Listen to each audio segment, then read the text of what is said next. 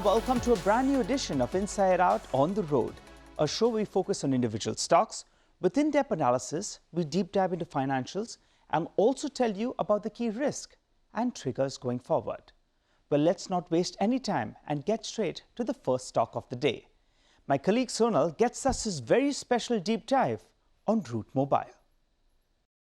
Route Mobile is a CPaaS player or communications platform as a service. It is an SMS aggregator which functions as an intermediary between a company and the mobile network operator.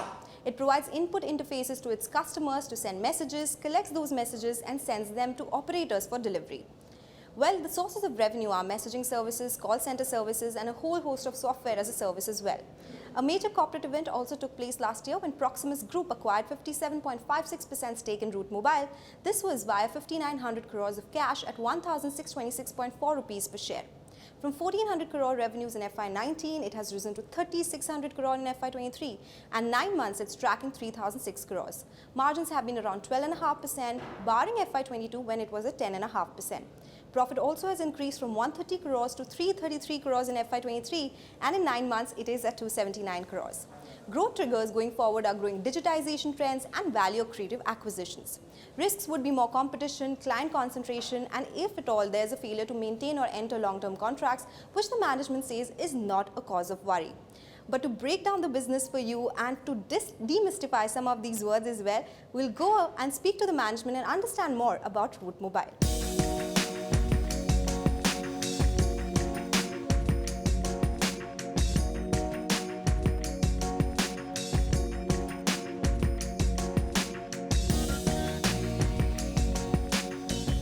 As promised, it's time to understand everything about Route Mobile's business. I have with me Rajdipkumar Gupta, who is the Managing Director and Group CEO at the company. Mr. Gupta, such a pleasure to have you with us on the show. And thank you for joining us today. And as I was pointing out earlier, it's a show where we want to understand everything about the business. What does the company do? And that's exactly the first question. What is Route Mobile all about? Thank you, Sonal. Thank you for having me on your show. It's my pleasure to be part of this show. In a very nutshell, if we explain in a very layman language, right, what Route Mobile does. So we touch base everyone's life at least twice or thrice a single day. And people may ask how, like you withdraw cash from ATM card, you get OTP saying that you have withdrawn 10,000 rupees from your bank account. That is the first interaction touch point we create for a user. The moment you book a movie ticket, you get a QR code on your WhatsApp. That's another touch point. These kind of data gets generated from our platform and delivered to the end user mobile phone. So any communication channel, whether it's email, SMS, voice or WhatsApp or RCS, these kind of interfaces are provided by Route Mobile to the enterprises, and the enterprises, they inbuild our APIs to their main core system and enable their end user to communicate better with our platform. You know, OTP is one single word that everyone talks about on a daily basis. So tell me more about your clients. Who are the clients that you cater to? Which is the biggest pie when it comes to your client portfolio? So we have almost 3,000 plus active billable customers as of today. And some of the, if you want to name some of them, starting from Google, Facebook, Amazon, I think top 20 tech giants, out of that we serve almost 15 of them, you know, like globally. So Route Mobile is not just a one market company. We are a global enterprise company. We operating from 22 countries as of now, serving almost 3,000 customers globally. So our potential is not if a single customer using our platform, they are not using only for one country.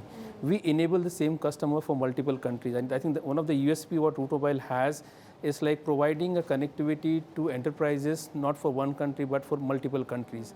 A classic example is a Google, right? Google uses our platform for not for one country, more than 100 countries. So as a connectivity stack which we have built, we are connected with over 1,000 operators globally, and which enables the enterprise to choose which destination they want to use from Route Mobile. Based on the quality and pricing, most of these OTT players, they use our platform. So as I've said, like, and most of the BFSI customers across the globe, they use our platform. The largest airlines company in the world is Emirates. They use Route Mobile as of today. I think there are n number of customers we have right now who are users our platform and communicating with their end users. Are these contracts long-term contracts? How long do they get revised? So all our contracts are long-term contracts right now, and I think what we have a master level agreement with all this customer, and all the agreements are auto renewable every year based on the quality and plus the performance along with the pricing. That matters the most in the entire ecosystem. But pricing is the secondary. The quality of your service is very important, and we have customer since last 10 years, 12 years. We are serving all the OTT players for almost from now 7 years till today, and none of the customer has been lost till today. In fact, we are getting more opportunity from the existing customers like large OTT players, and they believe in our platform. They love to work with Root Mobile because the kind of option we have for them. There are very few companies in the world who has this kind of large opportunity or stack which can support them, you know. So I think it's very, very, you can talk about Root Mobile as a one single company coming out of Asia, supporting the global giants for their global termination. And I think that's one thing which we as a Root Mobile very proud of. Okay, very interesting. So in that case, if you can explain to us the CPaaS market, it's growing. Which is a bigger pie of that market? Is it the new age business, or is it the SMS business? And how does Root Mobile differ to the overall market? So if we talk about the entire CPaaS market, you know, like CPaaS is always more on SMS heavy. So messaging is always the most bigger pie as compared to all the other omni-channel. The reason behind that, if you see the omni-channel adoption is started post-COVID or during the COVID time. And most of the company, they realize that omni-channel is the right way to interact with their end user, or maybe the faster outcome. So we have seen a huge adoption ratio starting from, I think, 2020 onwards. And that's why if you see right now also, we are very early stage of adoption for omni-channel stack. As far as the SMS is like well-known medium for a better communication. So in next 2 to 3 years down the line, the way the smartphone penetration is happening in not only in emerging market, but the global market as well. So more smartphone penetration means that the opportunity for a omni-channel stack like RCS, WhatsApp or email kind of services will be used higher or more. And that's why I think in next 3 to 4 years, we will have a balance between messaging and omni-channel, which we believe still the SMS is going to be the king. Even people talk about the SMS is going to die. I think that's a much discussion happening from very long time. But we are serving our customer for last 20 years, and every single quarter we see growth in our SMS volume. Just to give a simple idea why SMS is so critical in our entire ecosystem. A classic example is Google Pay. Now, if you see in India, even people are paying 10 rupees using the GPay.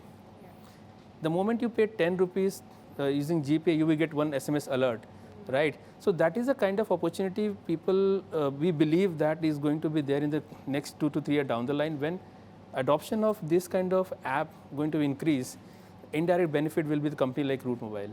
So SMS is definitely going to be the king for next 5 to 10 years. But along with that, different use cases will be arrived for omni-channel, which is like RCS or WhatsApp or email. So that's how I believe in next 5 to 6 years, the journey is very brilliant, and omni-channel stack.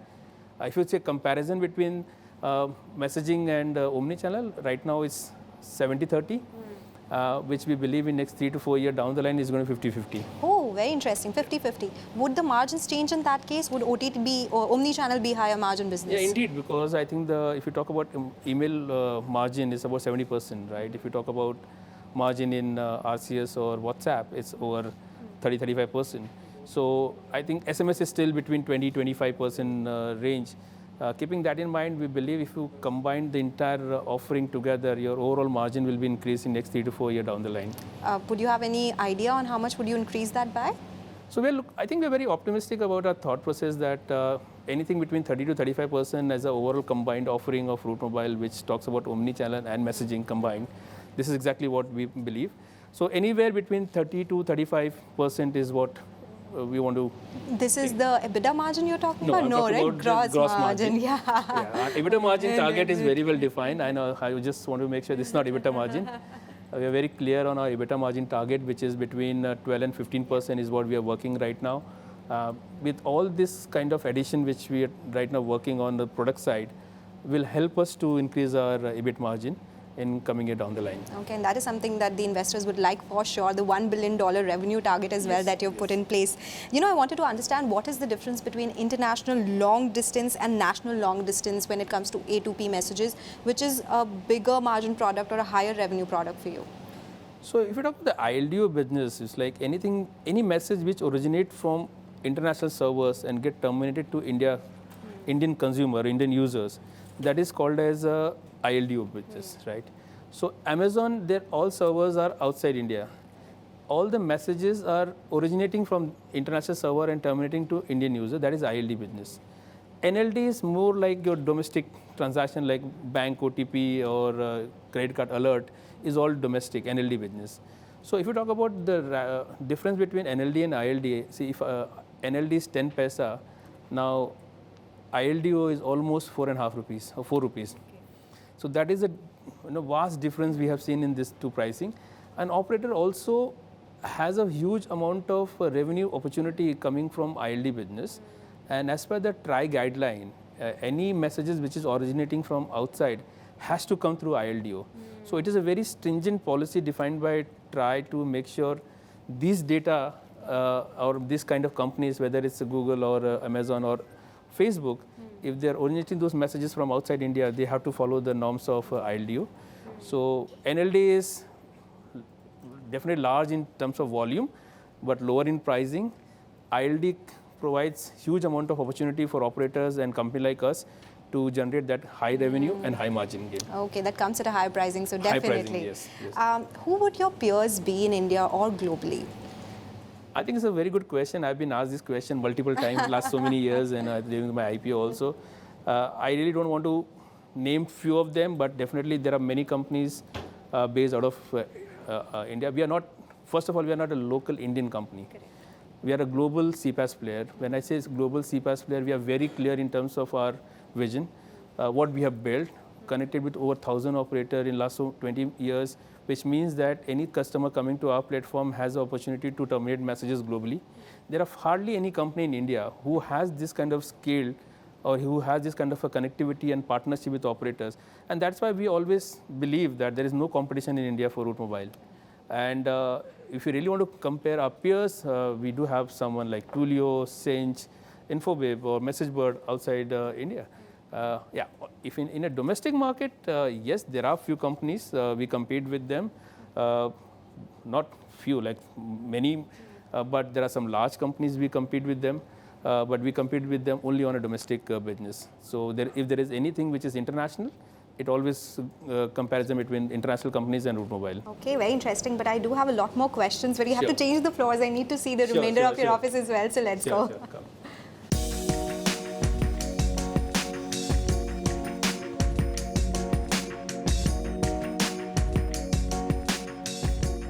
Okay, you told me use cases which are there presently. What are some of the opportunities that you're tapping which you think would be a big opportunity for the company? So I think the basic nowadays, if you remember, there is one big news we have flashed some time back about metro station. Like we enabled Pune Metro on RCS and we have enabled Delhi Metro on WhatsApp. So I think prior to that, there are many challenges the metros were facing about the ticket booking. Like people used to stand for the long queue, people used to wait. Now with this kind of simple solution, what we did, like we just put a QR code at all the stations. People just need to go and scan the QR code and their entire ticketing journey will be completed, including the payment through the WhatsApp bot itself. So there's no need to stand for the queue. There's no need to wait for the queue and just scan, take a card. Again, you got a QR code, scan it, enter to the trade. I think that is the kind of solution where the market is looking at right now. Like how simple I can create a solution, how easy we can create for the end user. And I think the classic example we had for this Gujarat board result, and we end up creating a solution which is one of the largest, in the world. And we got that confirmation from Meta coming that this has never happened in past. Like so many people got the result over seconds through WhatsApp. I think what omnichannel is going to create value for end users, like easy to use and faster to deliver. So that means this growth is sustainable, because a lot of things that people were saying about COVID period was a spurt, might not continue, but that's not the case here. So if you take that in a very simple way, India as an emerging market has only 50% adoption of smartphone. There are many people, they do have a smartphone, but they don't know how to use it. Let's take a classic example of Amazon. So Amazon is very popular in tier 1 and tier 2 city. But tier 3, tier 4 cities, people are still not very used to. But in next few years down the line, if Amazon builds up the entire plan to deliver these goods in all the cities of India, which means that the people living in those part of the world, cities, they have to use smartphone to book an order, right? So I think that is the kind of potential we see from entire digital adoption as of today. Okay, so when you spoke about so many opportunities, so the next leg of growth, will it come from just those opportunities, maybe better realizations, or are you looking for inorganic growth opportunities as well? So as a company DNA, like we always believe that there is organic and inorganic approach of ours. In last few years, if you see, like we acquired company in Latin America, we acquired company in Europe, but at the same time, we also acquired company in product, right? Like email is one classic example. 365 Square is a firewall company. So what we try to build is like if there is a market reach requirement for Latin America, we acquired a company over there. But product is also a very critical aspect, right? We really need to build a product stack which has a huge potential, which has a huge market opportunity also. So what we did in last so many years is like we followed organic and inorganic. If you talk about our RCS or omni-channel stack, we built everything in-house.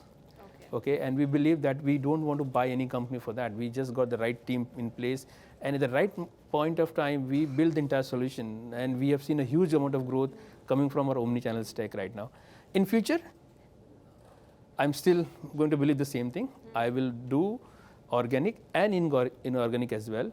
If there's a very good company coming at very good price and trying to solve one of my missing piece, which is not there in my product stack, I might acquire them. But most of the things I will try to build in-house because we got a larger team now combined. Again, I'm still open for both. Let's talk about your earlier guidance where you had indicated that you will distribute 40% of your free cash flow to shareholders. Does that continue? What is the kind of cash in your books? And will you achieve your revenue guidance before what you had indicated? So we are still stick in terms of our dividend payment. If you see from last, since the time we got listed, I think we stick to our common guidance to the market, and we have written to all our investor in terms of our dividends. So we are very clear about that. We will stick to the numbers which we have given to that. In terms of our revenue guidance, like we had just revised our number from 20 to 25% to say 15 to 17% because of certain headwinds we have seen in the month of November and December last particular quarter, and that's why we believe that this could be a problem for us, because the last quarter, I think the Q3 for us is always the best quarter, right? But if we got little impact on Q3, that is going to create some kind of a gap for our Q4. But right now at our level, we see that Q4 is also much better than Q3. So whatever guidance we have given for Q4, which is 15 to 17%, we will definitely try to achieve that, and we are on track to achieve the numbers.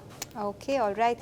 Mr. Gupta, it was such a pleasure speaking with you. It was a masterclass on what's happening in the CPaaS industry and with Route Mobile, and good luck with your future plans as well, and hope to be speaking to you very soon. But thanks for joining us today. Thank you, Sonal. Thank you. Okay, all right. With that, we'll take your leave on this conversation, but back to you in the studios. All right, that was a deep dive into Route Mobile. But let's slip into a short break. When we come back, we'll get you another interesting stock. Alicon Castalloy, that's the stock on our Swotlight segment. You don't go anywhere.